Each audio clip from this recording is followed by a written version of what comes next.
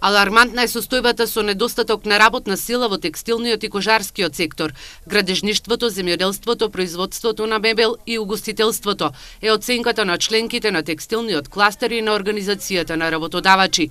Сметаат дека напливот на високообразовен кадар од 800 магистри и 89 доктори на науки поради намалените критериуми за уписи на факултетите, миграциите, но и слободните индустријски зони се основните причини што македонските компании се соочуваат со недостаток на кадар во реалниот сектор.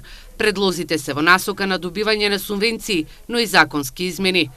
За овој проблем мислам дека покрај измената на законот за високо и средно стручно образование, тие се системски закони кои треба да се сменат, треба да имаме одредени измени околу слободните технолошки индустријски развојни зони, бидејќи тие ни вршат еден вид нелојална конкуренција на нас, државата ги субвенционира, за разлика од тоа ние губиме обучени работници во кои сме улагале со години. Оценка на македонската бизнис заедница е дека е потребна помош од државата за да обстојат фабриките.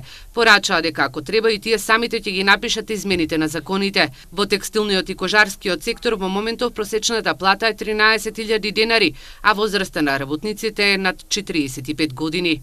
Меѓутоа, од друга страна, има еден проблем кај што навистина и стандардот и примањата воопшто во индустриите во Македонија е многу низок.